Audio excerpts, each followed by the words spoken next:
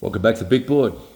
Some of you might know I'm taking a little solo vacation up at, it doesn't matter where, up in New Mexico. And just before I left, I received this boxed game, Assault on Gallipoli. It's from a company called Gecko Games, but printed as a second edition by Hexasim. And it's interesting that I had actually seen the original release of this. Kieran and Russell, the two designers, really put a lot of heart and soul into their original design. And I don't know how I got connected with them, who introduced me to them or to the game, but I was very curious about it, but it was going to be outrageously expensive, A, to be shipped from Australia, B, their print run was incredibly tiny, possibly 300, maybe a few more, I don't really know.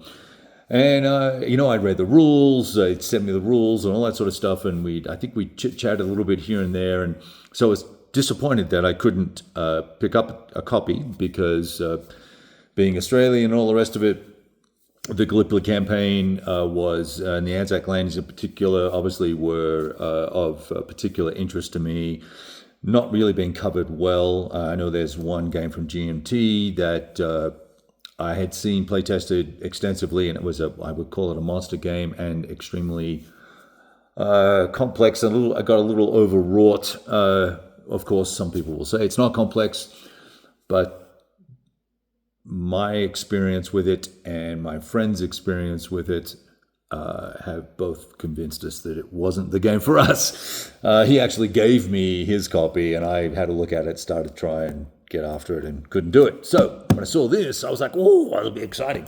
So I thought I'd flip the, and this is just going to be shrink wrap. They sent this to me complimentary, just so everybody knows, which is awesome because I was actually going to order it when I saw that it went up for pre-order.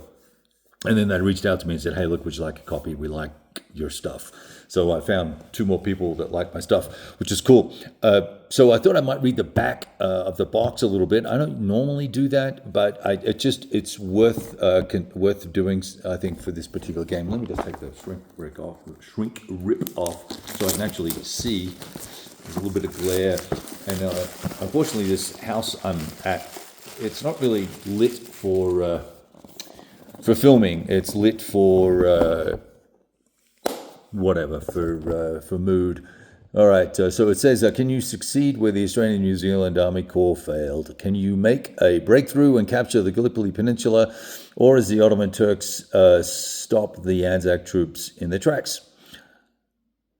And then Assault on Gallipoli includes 6 scenarios and various sizes that will allow you to relive the key events of the Dardanelles campaign, from the Allied landing to from the August 1915 offensive.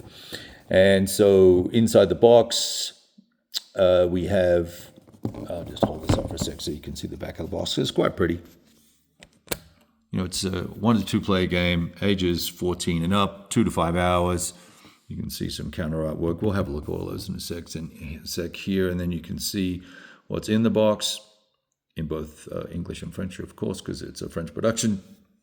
It's an area movement map, and as you all probably know, not a huge fan of them, but I do play area movement games on occasion when the mood strikes me. I like the cover art, and the box has got a nice finish to it as well. Kieran Oakley and Russell Lauke, the two designers. So let's see what's inside the box. Well, we've got some dices, and there's a couple of little cubes. And then we've got the cards that play a pretty pivotal role in this. These are action cards. I'm sure these will all be sorted by... Oh, no, they're not. Okay. All right. So they're going to give you all sorts of different capabilities when you play in the game. And it's all pretty straightforward in the rule book. I read the rules 2 years ago, right? So I can't really reference much for you off the top of my head. We'll have a flip through the rule book and maybe it'll spark some memories. We'll see. And these guys are, I believe, are going to be all the combat cards that you'll play as you decide to, play. Choose which ones you'll use when you can execute a combat. So there's those. Nice quality, nice and thick, sturdy. Like them. Little satin finish on it. Everything is shrink wrapped inside as well. So let's try and punch this out. Or I haven't got my knife handy. Awesome. Bear with me while you look at the table. All right, there we go. So rulebook clocks in at 23 pages. That's going to be including two pages of action card summaries. So that drops it down to 22 pages of rules. There's a nice long introduction here. And then the game object, I guess that means the game objective. There's probably a little bit of translation stuff going on there, which is a little odd. Nevertheless, here we go. And is it an area movement map? Now I'm confused. Yes, it is. All right. Full color. Lovely. No, what? Is there an index on the front? Right. So let's go to page 5 on the turn sequence. Here we go. So we look at morale first in the turn cycle, then go through the drawing your hand for combat and action cards, for action cards actually. Ship placement phase, activation phase, and that's going to take where we all take turns going in rounds. And then you activate units, play an action card, or pass. Close combat phase, and then a victory phase. You'll do victory determination, then go on to the next turn. Combat units are pretty straightforward. Each unit, let's have a look at some while we're here. There's 3 counter sheets. Let's see if we can get someone in up close here. Here we go. So let me try and focus there. I don't know if that's better or not. Let's do this. Here we go. So your units have firepower and range, their strength, movement capability, the name and nationality, obviously enough. You have leaders with stars. Here's the Turkish enemy units. You can see the, now what's the +1 for? Firepower bonus. Oh, so that's a colonel. Okay, yeah, so there's 2-2. All right, so we can see that, all jolly good. Counters are nice. They're easy punch, pretty rounded. I would say they're not extraordinarily thick, but very serviceable without being, let's punch one out. They're not thin, but they're not, let's say, flying pigs thick, right? If we want to use that as a benchmark. Certainly thicker than most normal 5/8 inch counters and stuff like that. All right, keep going through the rules. It looks like it's all full color, well outlined, case-based rules with notes and reminders throughout, and examples of play in blue.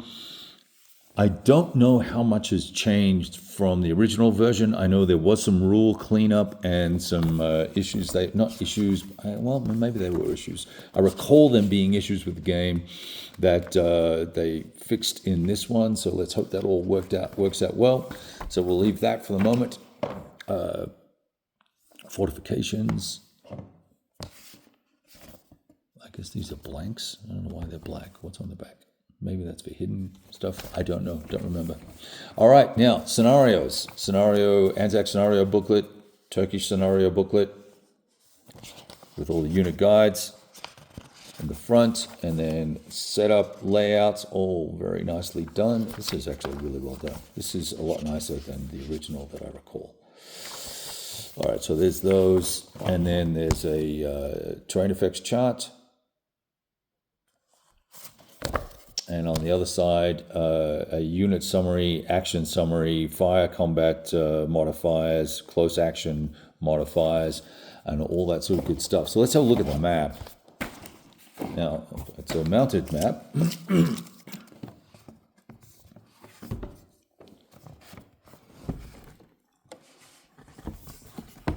And when I say that the original was expensive, I mean really expensive. I recall it was going to cost me something in the order of $200, if not more, to gain access to a copy. All right, I'm going to take the camera off the stand and just give you a little look at the map. I like the gradiated colors for the hills. All very thematic.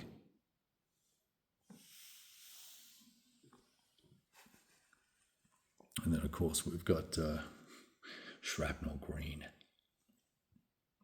The irony of the warped sense of humor. Here we go. So there's Brighton Beach and Anzac Cove. Terrible locations to land. All right, so there you have it. Now, when is this going to get played? You're asking. I'm up in the mountains for a week or so by myself. If I can skim through the rules and run a couple of turns, I will try and do that. I'm hoping to be able to invest more time, but I've got two other games that I have. Whoa. It wouldn't be a video if I didn't almost drop the camera. But it wouldn't be me if I didn't try and jam too much into too short a time. So we'll see how we go with this. I've got two other games set up at the moment that I'm about to start filming on and playing on, and I'm making some notes on, and we'll discuss those at a later date. But here's a quick look at Assault on Gallipoli, the Anzac Landing Campaign 1915 from Hexasim and Gecko Games. Well done, guys. A very nice package, and I very much appreciate you sharing a copy with me. And I look forward to enjoying the game, and hopefully other folks will get inspired to take a look at it and maybe purchase. All the best.